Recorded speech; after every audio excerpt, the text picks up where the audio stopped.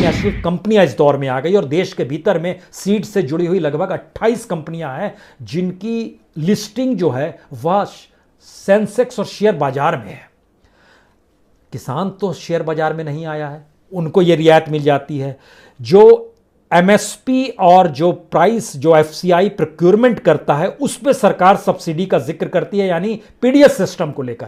PDS system सरकार ने develop किया है, जो खाद्य मिशन जो उसका था, सबको खाद्य सुरक्षा मिल जाए, इसके मातहत था, वो सरकार की योजना है, उसमें भी किसान नहीं जुड़ पा रहा है। जो इंफ्रास्ट्रक्चरल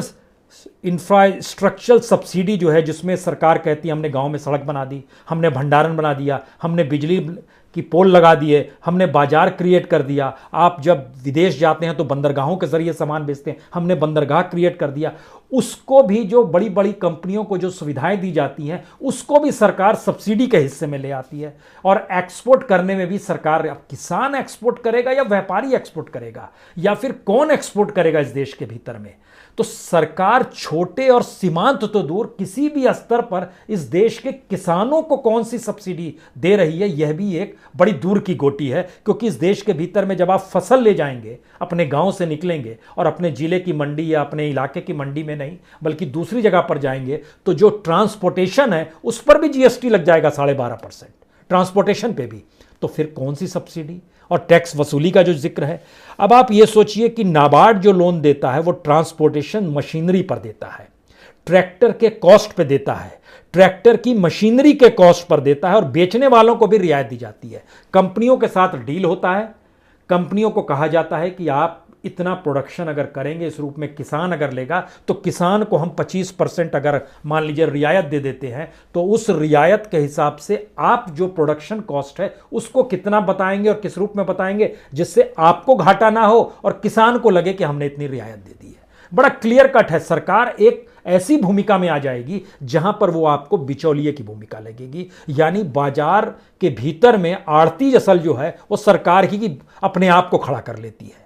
यही है कमीशन की नई स्थिति। सवाल यह नहीं है कि आपने मंडी के भीतर आड़तियों को खत्म किया, आपने खुद को व्यापारी कॉरपोरेट के बीच में आड़ती बनाकर खड़ा कर लिया।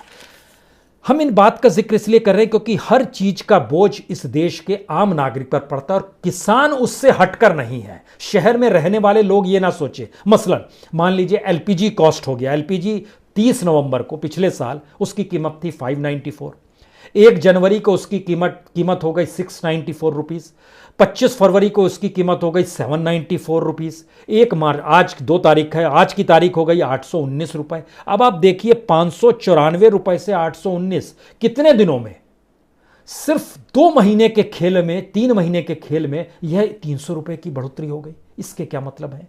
ये पैसा कौन दे रहा है और इस पैसे को क्या किससे जोड़ा जाए? टैक्स से ही जोड़ा जाएगा, सरकार वसूल कर रही है। इसके ठीक पैरेलल में पेट्रोल डीजल लेकर आएगा तो हमें लगता है कि उसके सफर को देखें। जब मोदी सरकार सत्ता में आई थी, 2015 का जिक्र हम करते हैं, उस समय पेट्रोल की कीमत थी 56 रुपए 49 पैसे। 2017 में उसमें बढ़ोतरी हुई 65 रुपए 69 पैसे। 2019 में और बढ़ोतरी हुई 75 रुपए 14 पैसे। 2021 आज की तारीख में 100 रुपए पार है। यह पैसा कहां पर चला गया? उसमें भी आप टैक्स दे रहे। कोई भी सामान इस देश का कोई भी नागरिक, चाहे वो मजदूर हो या किसान हो या फिर किसी बड़ी कंपनी का सीईओ क्यों ना हो, हर को टैक्स देना है क्योंकि यह सरकार टैक्स से चलती है। और इस सरकार की टैक्स वसूली का चक्कर जरा यह समझ लीजिए, इनकम टैक्स जिसका जिक्र करते हैं 6.5 करोड़ लोग देते हैं, 6 करोड़ 30 लाख लोग, वह देंगे इस बजट के हिसाब से सिर्फ 5 करोड़ 61 लाख रुपए। जीएसटी कलेक्शन दिखाया गया है 6 करोड़ 30 लाख रुपए। जो कॉरपोरेशन टैक्स है वो दिखाया गया 5 करोड़ 47 हजार करोड़, यानी इन तीनों को मिला दीजिएगा, इनकम टैक्स, जीएसटी और कॉरपोरेशन टैक्स, तो लगभग 17.5 लाख करोड़ हो जाते हैं। और उसके बाद जो सर्विस ली जाती है, energy service, transport service, communication service, अगर आप मोबाइल यूज करते हैं, ट्रांसपोर्ट पे सफर करते हैं, पावर यूज करते हैं, तो आप हर चीज में टैक्स दे रहे हैं। इनसे वसूली सरकार करती है 92,000 करोड़। इसके अलावा आइए सड़क पर आ जाइए, रोड एंड इंफ्रास्ट्रक्चर सेस भी आप इसे जनता से लेती है, दूसरे सेस भी लेती है। कुल सेस सरकार जो वसूल करती है वो तकरीबन 2 लाख करोड़ से ज़्यादा की है। जो एक्साइज टैक्स है, कस्टम टैक्स है, ये लगभग 2.5 लाख करोड़ है। यानी इन सबको जब आप मिला दीजिएगा तो आप देखिएगा कि तकरीबन 22 लाख करोड़ से ज्यादा सरकार टैक्स, सर्विस टैक्स, सेस और कस्टम एक्साइज से वसूल करती है। सब कुछ तो जनता को देना पड़ रहा है। यहीं से असल बात शुरू होती है कि सरकार खुद पे कितना खर्च कर ले जाती है। और यह जो सुप्रीम कोर्ट क्यों नहीं किसानों के हक में बोल पा रहा है, सीबीआई क्यों वैसी जगहों पर छापा मारती है जहां पर यह लगने लगता है कि यह किसानों के हक में बोल रहे हैं, इलेक्शन कमीशन क्यों इस बात को ध्यान नहीं देता है कि वह इलेक्शन पर कम से कम खर्चा करे, हमें लगता है ये आज समझने की इसलिए जरूरत है। पहले सरकार का समझ लीजिए, सरकार अपने ऊपर जो सैलरी और अलाउंस पे खर्च करती है वो लगभग 2,60,000 करोड़ है। सरकार जो अपने एस्टैब्लिशमेंट एक्सपेंडिचर, जिस बड़ी बड़ी लुटियंस की दिल्ली में देखिएगा, ये कृषि भवन है, ये उद्योग भवन है, ये राष्ट्रपति भवन है, ये साउथ ब्लॉक है, ये नॉर्थ ब्लॉक है, दुनिया भर के एस्टैब्लिशमेंट पर इस पे भी खर्च 1 लाख करोड़ से ज़्यादा का हो जाता है। और मिनिस्टर्स और उनके डिपार्टमेंट पे खर्च जो है ये लगभग 4 लाख करोड़ से ज़्यादा का है। अब इसके भीतर में और घुसिए, देश के भीतर में कितनी आय किसानों की बढ़ी है पिछले 20 साल के भीतर में, अगर आप उसको गिनना शुरू कीजिएगा तो आपको जानकर हैरत हो जाएगी। 2000 में, सन 2000 में इस देश में किसानों की जो आय थी और 2021 में जो आय है, प्रति किसानों की आय इस देश में औसतन जो बढ़ पाई है प्रति साल के हिसाब से, वह सिर्फ 100 रुपए से लेके 350 या 450 रुपए तक बढ़ पाई है। पंजाब में उतनी बढ़ी और छोटे जगहों पर 100 रुपए भी नहीं बढ़ पाई। यह इस देश का सच है। लेकिन अगर 20 साल में इतनी ही बढ़ पाई और मजदूरों की जो न्यूनतम आय थी उसमें जो बढ़ोतरी देखिएगा वह भी आपको औसत निकल के आएगा 75 रुपए बढ़ पाई है। मजदूर किसान का जिक्र कर रहे हैं तो हमको लगता है ब्यूरोक्रेसी का जिक्र भी करना चाहिए यहां पर, जो खास तौर से क्लर्क स्तर पे काम करते हैं या फिर जो देश के अलग अलग यूनिवर्सिटीज में पढ़ाते हैं, सबको एक ही कैटेगरी में ले आइए। उनका जब आप औसत निकालना शुरू करेंगे, उनके ऊपर कितना बजट दिया जा रहा था और कितना बजट बढ़ गया उनको लेकर, तो वह भी जब निकल कर आएगा तो आपके सामने आएगा 12% का इजाफा हुआ है। लेकिन हमें लगता है आज हम आपको एक नई चीज बताते हैं जिसको आप समझने की कोशिश कीजिए कि सरकार खर्च कहां पर करती है।